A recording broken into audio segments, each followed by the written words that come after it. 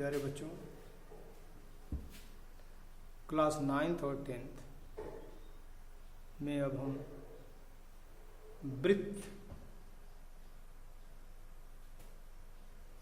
पर अध्ययन करने जाएंगे। तो वृत्त का अध्ययन करने से पूर्व जो इम्पॉर्टेंट फैक्टर आता है सर्वांग समता का, कांग्रुएंस। तो जब तक हम सर्वांग समता को नहीं समझेंगे तब तक वृत्त और तमाम जहाँ प्रमेय है सिद्ध करने की बात आ रही है तो हम वहाँ पर कन्फ्यूज होंगे हमेशा। इसलिए उस कन्फ्यूजन को दूर करने के लिए आज हम 9th और 10th दोनों क्लास के लिए यह सर्वांग समता के जो बेसिक आधार होते हैं, बेस होते हैं, उस पर हम चर्चा करेंगे। और आप लोगों से यह आग्रह है कि आप इसको एक बार या दो बार वीडियो देख करके आप सर्वांग समता को क्लियर कर लीजिए। 9th में भी यह चैप्टर है, त्रिभुज वाले में भी है, प्लस वृत्त वाले में भी, जहाँ पर हमको जीवा, कोण, केंद्र का कोण, परिधि के कोण को सिद्ध करने होंगे, तमाम प्रमेय सिद्ध करने होंगे। वहाँ पर सर्वांग समता आपका इंपॉर्टेंट फैक्टर के रूप में आएगी। इसलिए तो सबसे पहले हम सर्वांग समता को जाने। तो दो चीजें इसमें आती हैं। एक आता है हमारे सामने कंफ्यूजन आता है, एक सर्वांग सम आता है, सर्वांग सम, और एक आता है समरूप। ये दो चीजें। तो अब इसको आप लोग क्लियर करें पहले। समरूप का मतलब होता है उसके जैसा रूप। जैसे अगर हम वृत्त की बात करें तो घर में आप लोग देखते हैं कि भी एक रोटी भी बनती है, गोल होती है, और एक पूरी भी बनती है। दोनों की आकृति एक जैसी है, लेकिन दोनों का माप बराबर नहीं है। पूरी छोटी होती है, रोटी बड़ी होती है। आप पहिए पर ध्यान दे दें, साइकिल का पहिया, रिक्शे का पहिया, स्कूटर का पहिया, मोटरसाइकिल का पहिया या जितनी गाड़ियों के पहिए हैं, सब का रूप एक जैसा दिखाई देगा, लेकिन उनकी माप एक नहीं होती है। तो यहां पर यह समरूप होंगे, वो उसके जैसा रूप है। अगर आप देखेंगे सिक्का तो 5 रुपए का सिक्का, 50 पैसे का सिक्का, 10 रुपए का सिक्का, कॉइन्स जो है आपका, यह रूप में एक जैसा समान है, रूप में समरूप है, लेकिन माप इनकी बराबर। अब आइए सर्वांग सम। यह दो शब्दों से मिलकर के बना है सर्वांग, सर्व धन अंग धन सम।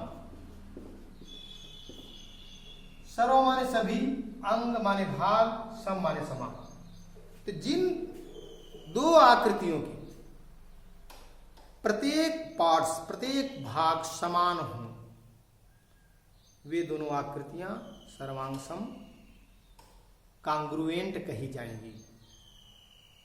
फिर से आप इसको समझ लें कि जिन दो आकृतियों के हर अंग, हर पार्ट्स समान हों, अर्थात वे एक दूसरे पर रखी जाएं तो एक दूसरे को ठीक ढंग से ढक लें, तो इस दशा में वे सर्वांग सम कही जाएंगी। जैसे अगर आपको मैं ये दो डस्टर लेकर के आपको समझाना चाह रहा हूं, देखिए अगर इन दोनों डस्टर को इस तरह से अगर हम रख रहे हैं तो एक दूसरे को यह सर्वांग सम हो गई, यह दिखाई नहीं दे रही है। इस पर इसको रखा जाएगा तो सर्वांग सम है, इसको इस पर रखा जाएगा तो सर्वांग सम है, यह पार्ट्स इसके ऊपर आएगा तो सर्वांग सम है। लेकिन अगर हम ऐसे ही इनको रख रहे हैं तो सर्वांग सम नहीं। तो इसका प्रत्येक अंग संगत इसके अंगों के समान हो तब यह सर्वांग सम कही जाएंगी। इसी को सीपीसीटी कहते हैं, congruent parts of congruent triangle. तो इसी प्रकार दो त्रिभुजों में हम जब सर्वांग समता की बात करेंगे तो दोनों त्रिभुज के वो जो पार्ट्स हैं, कोण और भुजाएं, त्रिभुज के भुजाएं जो पार्ट्स होते हैं, कोण और एंगल्स एंड साइड्स होते हैं, तो वे जो जिस कोण को हम जिस कोण के ऊपर रखने से वह पूरी तरह से उसको ढक लेगा तो वही उसका संगत पार्ट्स होगा। जैसे अब आपको मैं बता रहा हूं, देखिए यह है त्रिभुज है ABC और यह त्रिभुज है डी ई एफ।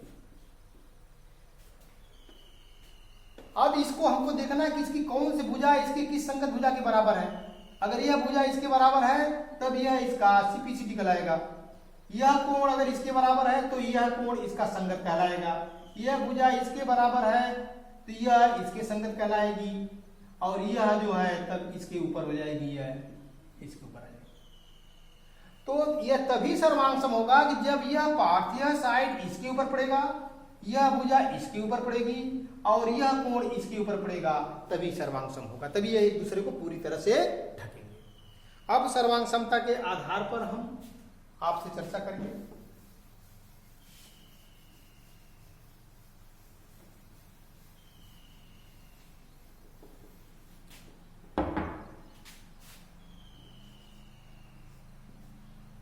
सर्वांग समता के चार आधार होते हैं।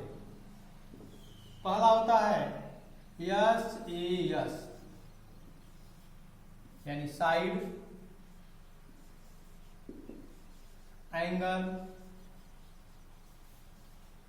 साइड।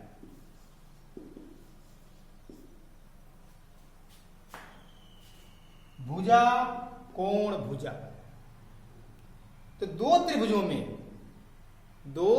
में यदि एक त्रिभुज की दो भुजाएं और एक कोण दूसरे त्रिभुज की दो भुजाएं और संगत कोण के बराबर हो तो ये दोनों त्रिभुज सर्वांग सम होंगे। जैसे हमने आपको भी बताया A B C D E F. अब यहां अगर यह एंगल इस एंगल के बराबर है और ए बी साइड डीई के बराबर है और बीसी भुजा ई एफ के बराबर, तो यह त्रिभुज ए बी सी, त्रिभुज ए बी सी कांग्रुएंट का यह चिन्ह होता है, दो बराबर होता है, एक यस टाइप का होता है। यहाँ पर इसको हम कांग्रुएंट पढ़ते हैं, कांग्रुएंट का चिन्ह है, सर्वांग सम का यह चिन्ह है। ए बी सी कांग्रुएंट त्रिभुज डी ई एफ। अब यहां देखेंगे कि ए बी डीई पर पड़ेगा, ए बी डीई पर पड़ेगा, बी सी ई एफ पर पड़ेगा। इसी को हम कांग्रुएंट पार्ट बता रहे हैं कि अगर ए बी को हम डी एफ पर रख देंगे तब सर्वांग सम नहीं होगा। ए बी डीई के बराबर है, यह इसको ढकेगा या इसको ढकेगा। इस दशा में क्या होगा कि each parts of this triangle, इस त्रिभुज का प्रत्येक भाग इस त्रिभुज के प्रत्येक भाग के बराबर हो जाएगा। अगर ये दोनों आकृतियां सर्वांग सम हो गई तो सर्वांग सम का कंडीशन यहां पहला दिया गया है साइड एंगल साइड।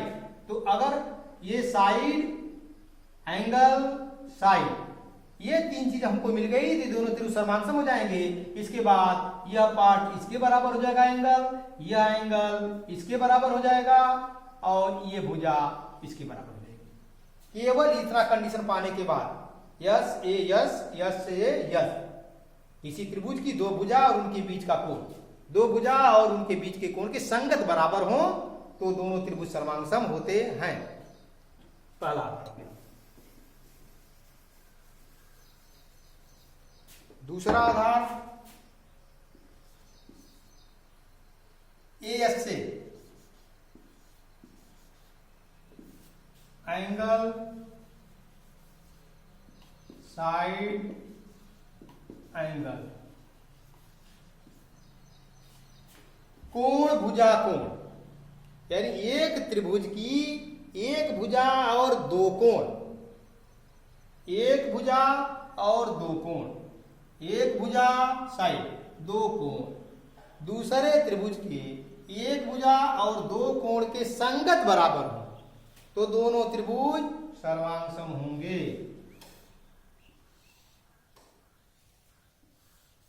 अब आप देखें यहां पर ये दो त्रिभुज है ए बी सी DEF।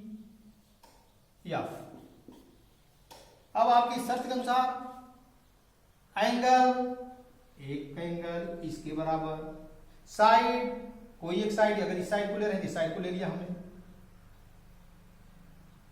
एंगल। अब आप देखिए, एक भुजा दो कोण, एक भुजा दो कोण। अगर ऐसी शर्त आपको मिल रही है किसी क्वेश्चन में कहीं भी मिल रही है तो ये दोनों त्रिभुज समान सम हो जाएंगे, ये दोनों त्रिभुज कांग्रुएंट हो जाएंगे। और ऐसी दशा में इस त्रिभुज का प्रत्येक पार्ट्स इस त्रिभुज के प्रत्येक पार्ट्स के समान हो जाएगा। केवल ये शर्त मिलने के बाद ये भुजा अपने आप इसके बराबर हो जाएगी, यह भुजा इसके बराबर हो जाएगी, यह कोण इसके बराबर हो जाएगा। यानी इसको हम लिख लेंगे कि त्रिभुज ABC कांग्रुएंट टू ट्रायंगल। अब ए बढ़ेगा डी पर, बी पड़ेगा ई पर, ई, और सी पड़ेगा एफ पर। त्रिभुज ABC congruent to triangle DEF। अब हम तीसरा कंडीशन आपको बताएंगे। तीसरा कंडीशन होता है सर्वांग समता का, yes yes yes, side side side, भुजा भुजा भुजा। एक त्रिभुज की तीनों भुजाएं दूसरे त्रिभुज की तीनों भुजाओं के संगत बराबर हो। ये मैं बार बार संगत शब्द आप लोगों के सामने बोल रहा हूं, संगत। संगत का मतलब अब ये उंगली इस पर पड़ेगी तो संगत है, अब ये उंगली अगर इस पर रख रहे तो संगत नहीं हो रही है। ये पंजा मेरा सर्वांगसम हो गया, यहां सर्वांगसम हो गया। आप लोग देखें इसको, कि सर्वांगसम तब है कि जब ये उंगली इसके ऊपर पड़ेगी, ये उंगली इसके ऊपर पड़ेगी, ये उंगली इसके ऊपर पड़ेगी, तभी सर्वांगसम, तभी एक दूसरे को ढकेंगे। अगर हम उंगलियों को इधर उधर बदल दें तो सर्वांगसम तब नहीं होगा ये। इसलिए हम संगत शब्द बोल रहे हैं। तो एक त्रिभुज की, यहां देखें आप, ABCDEF।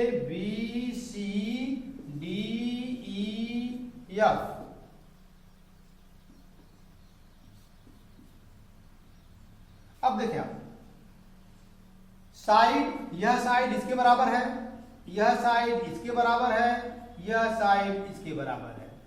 यानी AB बराबर DE, BC बराबर EF और AC बराबर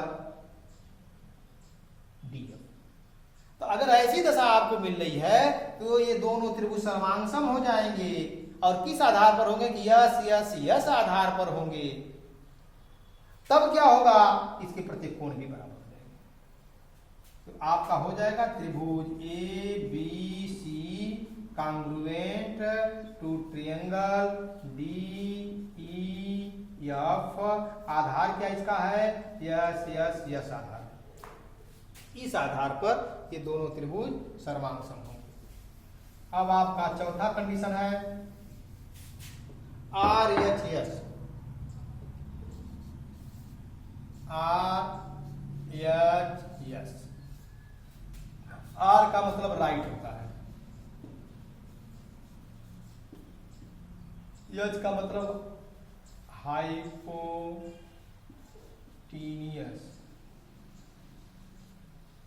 और यस का मतलब साइड होता है। राइट का मतलब होता है समकोण। आपको पता है कि जब किसी त्रिभुज में एक कोण 90 अंश का होता है तो उस त्रिभुज को हम समकोण कहते हैं।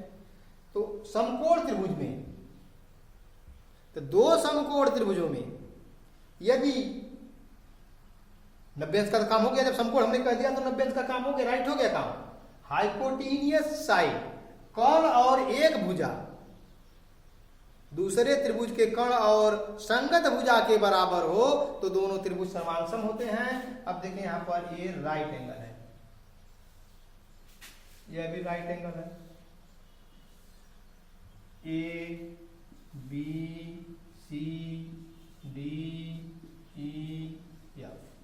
ये राइट एंगल है, 90 अंश का कोण है। ये राइट मिल गया।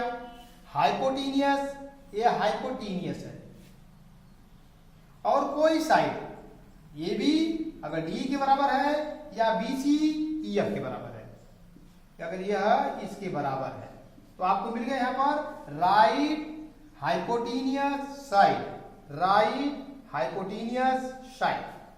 अगर ऐसी दशा मिल गई तो ये दोनों त्रिभुज सर्वांगसम होंगे, कांग्रुएंट होंगे। तो त्रिभुज A B C congruent to triangle D E F किस आधार पर हो रहा है? आर एच एस गुणधर्म पर हो रहा है। इस तरह से आपको सर्वांग समता से संबंधित 4 आधार जो कंडीशंस हैं ये हमने बता दिया।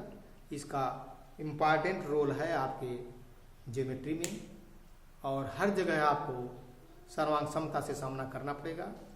इसलिए मैं एक बार पुनः आप लोगों से आग्रह कर रहा हूँ कि इस चारों आधार को आप लोग पूरी तरह से याद कर लेंगे तो आगे चलने में सुविधा होगी और आप लोगों को समझने में भी आसानी होगी। धन्यवाद।